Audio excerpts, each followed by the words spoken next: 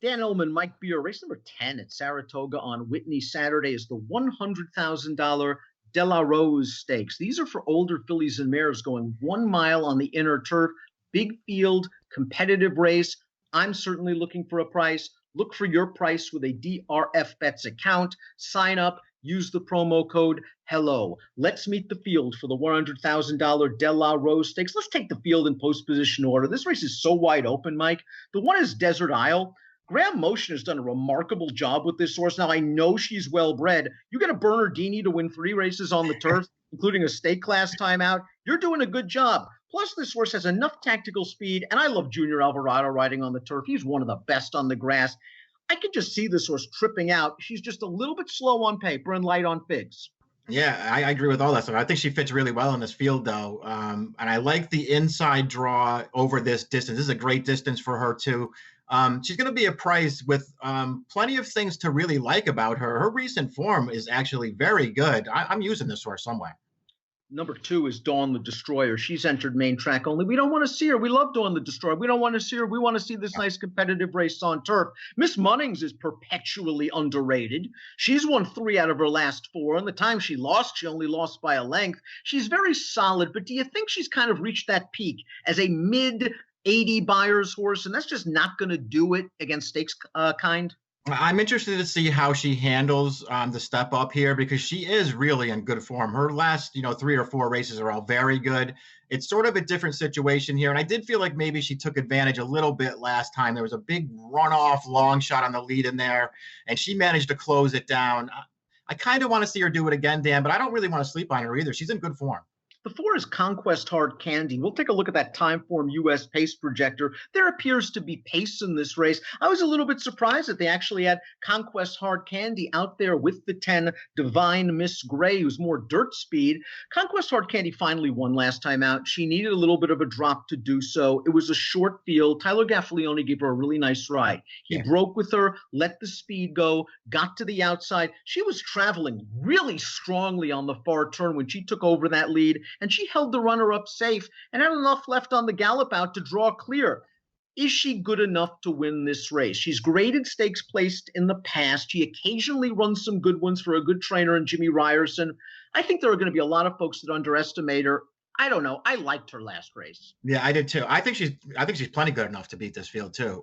Her tactical speed's a real asset. She used to be one of those horses that they would just send her to the front, and she would run well that way. But now they've gotten her to rate a little bit, and perfect trip or not last time. I mean, she did get a perfect trip. I like the way that she won it. She handles cut in the ground, which she's probably not going to get, but she's fine on firm too. I think there are plenty of things to like about this horse. How did Rock My Love get to the lead last time out? Maybe Flavia and Pratt knew something we didn't, because this horse really wasn't that kind of horse in her latter races in France. She had shown speed earlier in her career overseas. First time off the long layoff, this horse broke outwardly from the outside post position, hustled right up to make the lead. I thought Flavia did a great job because this horse took him to inside the 8th pole before she got overwhelmed late. You could make the argument that it was the layoff that got Rock My Love beat. And if she doesn't need the lead, she gets a better trip and a target this time. Yeah, I think she has excuses for the layoff and the distance last time. 1.25 miles off the layoff. I don't know. I feel like maybe they were asking a little too much. She was a little bit fresh early. She really pulled Pratt to the lead in there. But she was clear all the way down to deep stretch. No match at the end of that race. But all in all, not a bad performance. I like this shorter distance for her. We'll see what kind of price, Dan. I didn't really want too short a price on her, but I could use this horse at the right number. Let's talk a little bit about Chad Brown's number 6, Zanza, Group 3 winner as a 2-year-old in France. Only 2 starts in North America. Have you rated her races and rated her as a bit of a disappointment based on what you've seen? Yeah, I haven't really liked either one of her efforts so far since she's gotten over here. Her form over in France was fine. Her 2 races over here, not quite as good. I haven't really been taken with anything that she's done. We'll see if she can take a step forward. Capulet Temptress is the number 7, and she's one of the horses to beat in here. We have a formulator fact for the great Bill Mott. Past 5 years, horses aged 4 and up, last out winners in non-graded stakes going long on the turf, 45% winners, a $4.40 return on investment. Let's talk about Capulet Temptress' last race. It was the Just a Kiss. It was a great spot that Mott found. He dropped her. She was 2 to 5. I think you and I are going to disagree. She was Okay. never losing that race. She came with a very strong wide run on the turn. I wanted to see showtime. And I'm a big fan of the runner up lift up. To Right. me, at the end of that race, it was kind of workmanlike. Do you find it odd that she's wheeling back in 3 weeks? Yeah, I know. I don't find it odd that she's wheeling back. I sort of agree with your take on that last race, though. I mean, it looked like she was going to win for fun when she made, I don't know, the big four wide move on the turn. She had to fight her way to the lead and then, sort of just got it done at the end. But as you say, she was never losing. The pace was pretty slow that she was closing into. I just think it was a good spot for Mott to get her confidence back up because he ran her in a couple spots where she was just in over her head. She fits way better in races like this. I think her best race makes her really tough in here. Listen, I don't know if the morning line on this race is right or not, but if she goes off at anywhere near that morning line, I'm betting her. Let's talk about the 8 Got Stormy, because many will argue that she's the horse to beat. She's come back firing at age 4 for trainer Mark Casse, grade 1 place. Last time out in the Distaff Turf Mile, she opened up a clear lead in the stretch, and she was run down late by a very sharp horse in Beau Recall. I thought she was going to run in the Just a Game, and I'm not exactly sure what happened there because she didn't. And now she's going to come off this race, into this race, off of a pretty sizable layoff. I respect Got Stormy. She might get the right setup. She's going to come running late. She's obviously fast enough. I don't want to take too short a price on her. I look at her the same way. I'm not against her at all. And in fact, I think she might be the horse to beat in here, especially just based on her last 2 races. I mean, I think she's run great in her last 2 races. I don't know where she's been. I don't want a necessarily really short price on a filly who, at the end of the day, Dan, all of her wins are against weaker horses when she gets really soft trips, and those kinds of things might not happen for her here, but she's very dangerous in this race. I liked Stella D Camelot's North American debut in the Pebbles last year over soft ground. I thought Eric Cancel gave her a nice ride. She didn't break. He rushed her up to get into a nice pocket position, eased out on the far turn, and she was just much the best at 8-1 over some nice horses. The Mrs. Revere didn't work out for her. Let's rate the Intercontinental. She was coming off of a long layoff. She was coming with a wide late run. It was one of those bunched up finish races. Do you like the Intercontinental as a whole, or can we just say, listen, Stella D Camelot had some excuses. It was a starting off point, and this is a better spot from a class and pace standpoint? Yeah, I won't argue with that view of her. I didn't love her Intercontinental. I thought she ran fine in the Intercontinental. I'll just say that. I know it was a bunched finish. I personally, my opinion of that race is significant form was a much easier winner than the margin would suggest, and she was way better than those horses and everybody else. I don't know, just didn't really do it for me. I wasn't as taken with her Pebbles maybe as you were. I thought she ran fine in there, but I wasn't blown away by it. I just wonder how good she is.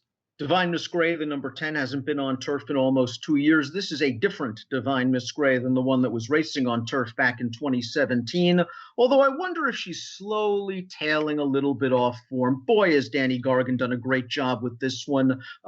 Graded stakes winner on the main track. Look at this formulator fact for Gargan. Past 4 years, 4 and up, dirt to turf, 9 for 29. $5.02 ROI. And if there's one thing we know about Divine Miss Gray, she has speed. She was 3-1 against She's a Julie and Secret Spice last time. Yeah, she's a very fast horse. And if she does run in here, I suspect they'll be sending for the front. Yeah, the thing about Gargan is you don't have to worry about surface. His horses will run on whatever surface he enters them on. I don't know, Dan. I don't really want to bet her as she switches to turf here off of a very poor performance. And I kind of wonder if she's actually going to run her. I wonder if Gargan just entered her wondering if this race was going to come off. Pacific Wind for Chad Brown began her career on turf. Wasn't bad at all.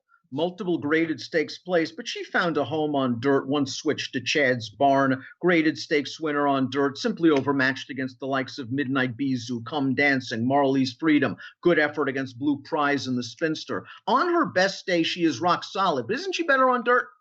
Yeah, I mean, maybe she is.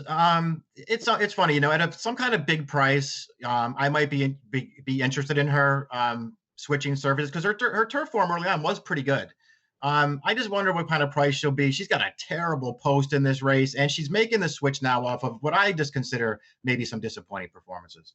I like the job Mike Deeney's done with the number 12 Dynatail, who won the Penn Oaks in 2017, then went on a long losing streak. But these connections never lost faith. She loves Keeneland. You get her there, she just really puffs up and feels good about herself. They found a great spot in the Susquehanna where basically she had to fall down to lose that race. Last time out in the Eatontown, it was a tougher situation. I'm not sure if she's up to this, especially from this very difficult outside post, because she has to be forward, and it looks like she's just going to lose ground going into the first turn. Yeah, it's just a really tough post, especially for a horse with her running style, where she wants to be up close to the pace. It almost feels like Saya just has to send her and then hope she can pull the right trip in this race. And on top of all that, she's probably got to improve to beat some of these horses anyway. Let's take a look at our top selections for the De La Rose. You are a big Capilla Temptress fan. You liked the way she won last time out at Delaware. A nice prep for this race. She's going to get the right setup. I think she gets better off that morning line, but she's rock solid. Yeah, I just think she makes a lot of sense in here. And I didn't want to take Got Stormy, who maybe is the horse to beat. I just didn't want to take her on top with all that's going on. I went 7, 8, 5, and 1. You know, I love Conquest Hard Candy. She did get a nice trip last time out. I like the way she traveled in that race. She seems to like the air up at Saratoga. She's just a big price stab. This is a spread. I'm using Got Stormy, the number 5, obviously, in any kind of multiple race wagers. I want to use a little bit of the 5, Rock My Love. I want to use a little bit of the 9, Stella D Camelot. 4, 8, 5, 9. Mike's going with Capilla Temptress on top. In the $100,000 De La Rose is race 10 at Saratoga. It's one of 5 stakes on the Saturday Whitney card. Bet them all with the DRF Bets account by using the promo code HELLO. An approximate post time for the De La Rose, 6:22 Eastern. Good luck.